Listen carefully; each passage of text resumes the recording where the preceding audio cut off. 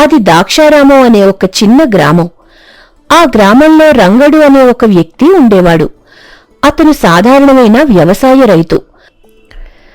అతని భార్య పేరు భ్రమర. ఆమె ఇంట్లోనే ఉంటూ ఇల్లు చక్కబెడుతూ ఉంటుంది. వారిద్దరూ ఎంతో సంతోషంగా ఉండేవారు. అయితే ఒకరోజు రంగడు తన వ్యవసాయ పనులు ముగించుకుని ఇంటికి తిరిగి వస్తూ ఉండగా ఒక చెట్టు కింద వృద్ధ దంపతులు కనిపిస్తారు. రంగడు వారి దగ్గరికి వెళతాడు. ఎవరమ్మా మీరు? ఎక్కడో మిమ్మల్ని చూసినట్టుంది. ఈ ఊరు కాదనుకుంటా? అయ్యా బాబూ, మాది ఇక్కడి నుంచి దూరంగా ఉన్న కిష్కింద గ్రామం. బతుకు తెరువు కోసం ఈ గ్రామానికొచ్చాం. ఒకప్పుడు మా కుటుంబం బాగా బ్రతికేది. ఇప్పుడు ఏమీ లేని స్థితికి వచ్చాం. అవును బాబు, ఒకప్పుడు మా కుటుంబం బాగా బతికింది. దొంగలు దోచుకుపోవడం వల్ల మేం వీధిన పడ్డాం. మేమీ ఊర్లో ఏదైనా మంచి పని దొరుకుతుందని వచ్చాము.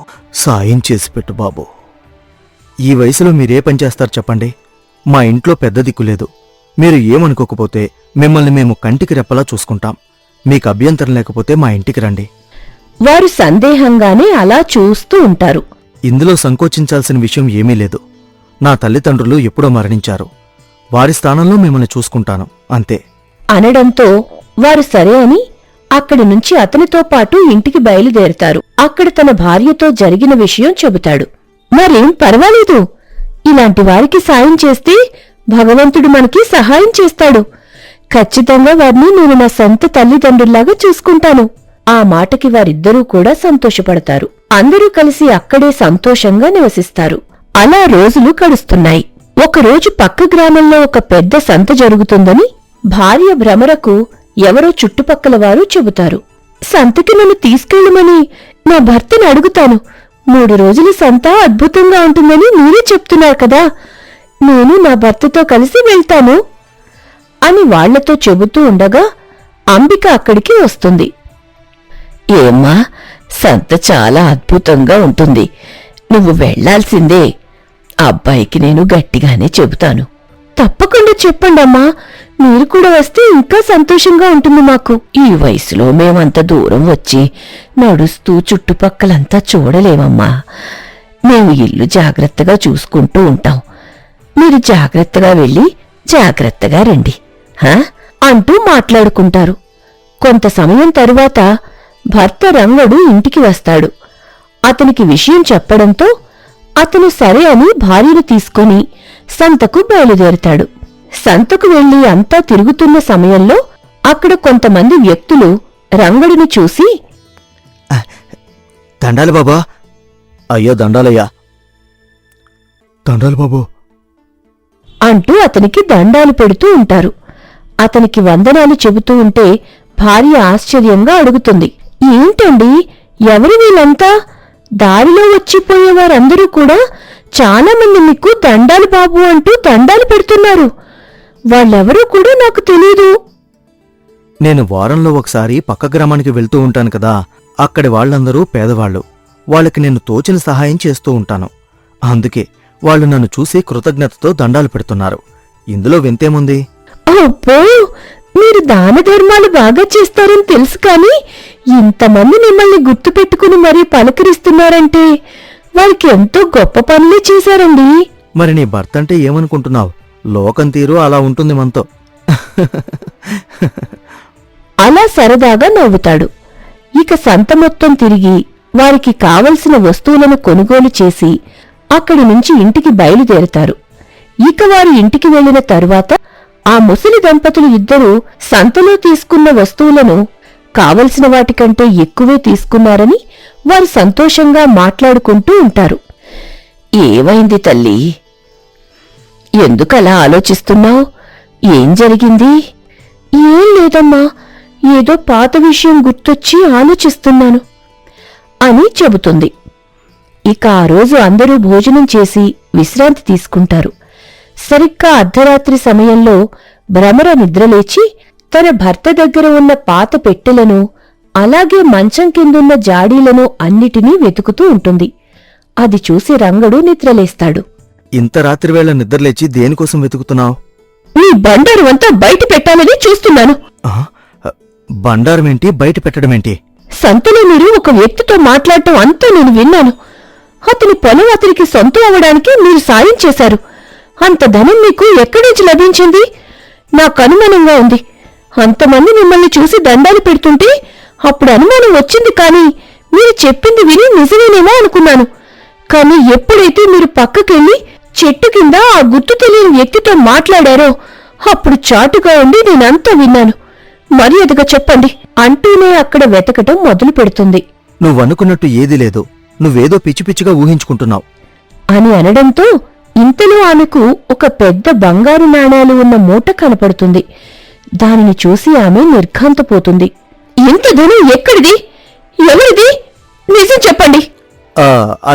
అది నా మిత్రుంది. భద్రంగా నా దగ్గర పెట్టమనిచ్చాడు. నా మీద ఒట్టు పెట్టి నిజం చెప్పండి, లేదంటే నేను చచ్చినంత ఒట్టు. రంగడు కళ్ళల్లో నీళ్లు తిరుగుతూ ఉండగా తన గతం గురించి భ్రమరకు వివరించటం మొదలు పెడతాడు. సరే, నిజం చెబుతాను విను. మనకు వివాహం కాకముందు నేను నా తల్లితో పాటు అక్షరపల్లి అనే గ్రామంలో నివసించేవాణ్ణి. అక్కడ చంద్రయ్య అనే జమీందార్ దగ్గర మేమిద్దరం పనిచేసేవాళ్లం. అలా ఉండగా ఒకరోజు మా అమ్మ ఆరోగ్యం బాగా పాడైపోయింది. నేను జమీందార్ దగ్గరికి వెళ్లాను. అయ్యా చంద్రయ్య గారు, మా అమ్మగారి ఆరోగ్యం అస్సలు బాగాలేదు. పట్టణం శివార్లో ఉన్న వైద్యశాలకు తీసుకెళ్లాలని అనుకుంటున్నాను.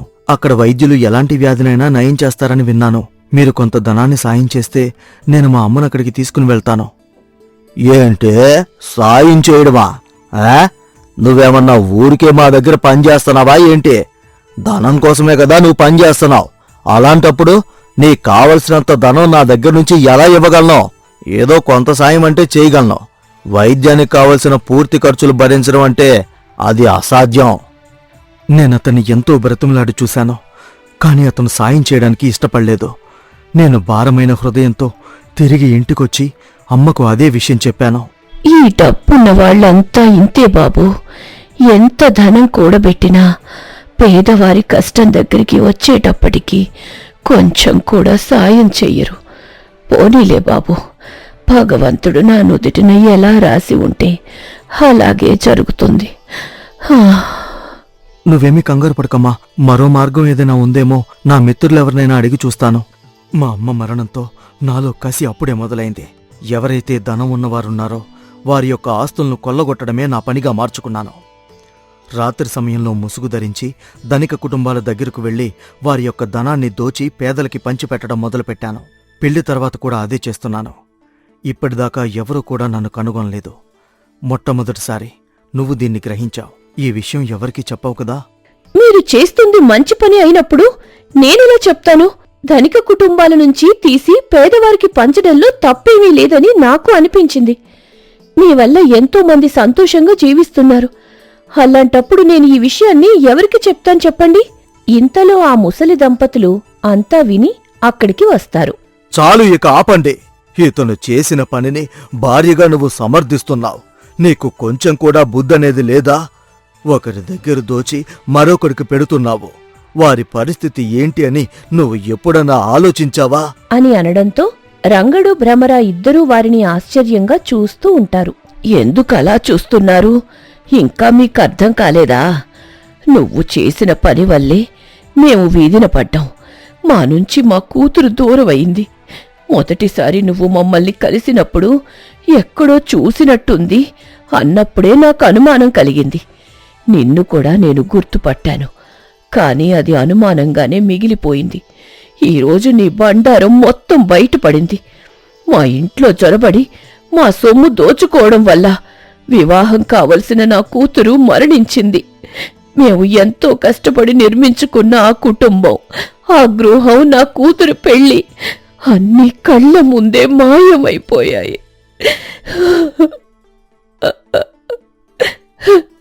అంటూ ఆమె విలపిస్తుంటే రంగడు ఏమీ చెప్పలేక శిలా విగ్రహంలా నిలబడిపోయాడు. అది చూసి భ్రమర దిగ్భ్రాంతికి లోనయ్యింది. ఏమండి, ఆ ఇంటిని దోచుకున్నది మీరేనా? నిజం చెప్పండి. అవును, కాని ఈ దారుణమైన విషయాలేమీ నాకు తెలీదు. ఎలా తెలుస్తుంది నీకు? అసలు నీకు మనసనేదే ఉంటే కదా. ఎంతో అపురూపంగా పెంచుకున్న నా బిడ్డ ప్రాణాలను కాపాడుకోవడానికి నా ఇంటి నమ్మైనా సరే తనని బ్రతికించుకోవాలని ప్రయత్నం చేశాను. కాని ఏం లాభం? కేవలం 7 రోజుల్లో ఎంతో అంగరంగ వైభవంగా వివాహం జరిపించి సగర్వంగా అత్తగారింటికి సాగనంపాలని భావించాము. కాని నువ్వు చేసిన పని వల్ల తనని కాటికి సాగనంపాము అంటూ అంజూరా కంటతడి పెట్టుకున్నాడు. ఆ మాటలు విన్న రంగడి గుండె చెరువైంది. తాను మంచి చేస్తున్నానని అనుకుంటూ ఎంతటి ఘోరానికి ఒడిగట్టాడో అర్థమైంది. నన్ను క్షమించండమ్మా. ఇంత పెద్ద పొరపాటు నా వల్ల జరిగిందని నేను ఊహించలేదు. ధనవంతుల దగ్గర దోచుకోవడం అంటే కేవలం ధనాన్ని తీసుకోవడమే అనుకున్నాను. కాని అది ప్రాణాలను తీస్తుందని గ్రహించలేకపోయాను. నన్ను మన్నించండి అంటూ ఏడుస్తూ వారిని క్షమాపణ కోరుకున్నాడు. కాని ఆ వృద్ధ దంపతులు ఏమీ మాట్లాడకుండా అలా నిశ్చలంగా నిలబడిపోయారు. ఆ ఇల్లంతా ఒక్కసారిగా భయంకరమైన నిశ్శబ్దం అలముకొంది. ఆ నిశ్శబ్దంలో రంగడు చేసిన నేరం అతణ్ణి వెక్కిరిస్తున్నట్టుగా అనిపించింది. ఆ వృద్ధుల మాటలకు రంగడి భార్య భ్రమర కూడా ఏమీ చెప్పలేక మూగబోయి నిలబడిపోయింది. కొంత సమయం తరువాత అంబిక దీర్ఘంగా నిశ్వసించి ఇలా పలికింది. ఆ మాట వినగానే రంగడు పశ్చాత్తాపంతో కుమిలిపోయాడు. అవునమ్మా, మీరు చెప్పింది అక్షరాలా నిజం. నేను ఊహించింది వేరు, జరిగింది వేరు. ఇలా ఇంకెంతమందికి నేను తెలియకుండా అన్యాయం చేశానో నాకు అర్థం కావడం లేదు. వారి ఉసురు తగలడం తప్ప ఇలా చేయడం వల్ల నాకు కలిగే ప్రయోజనమేముంది? అప్పుడు వృద్ధుడైన అంజూరా అతడిని ఓదారుస్తూ ఇలా హితవు పలికాడు. బాధపడకు బాబూ, గతం గతః. ఇకనైనా నువ్వు ఇలాంటి దొంగతనాలు మానుకో. ఒకరి దగ్గర దోచుకుని మరొకరికి ఇవ్వటం వల్ల వారు బాగుపడొచ్చు, కాని దోపిడీకి గురైన వారి పరిస్థితి ఎలా ఉంటుందో ఆలోచించు. ఒకవేళ నువ్వు నిజంగా పేదలకు సహాయం చెయ్యాలి అంటే ఆ ధనవంతుల వద్దకు వెళ్ళి వారి మనసును మార్చి ఆ ధనాన్ని దీనులకు ఉపయోగపడేలా చెయ్యి. లేదంటే నేను మరొక మాట కూడా చెబుతున్నాను.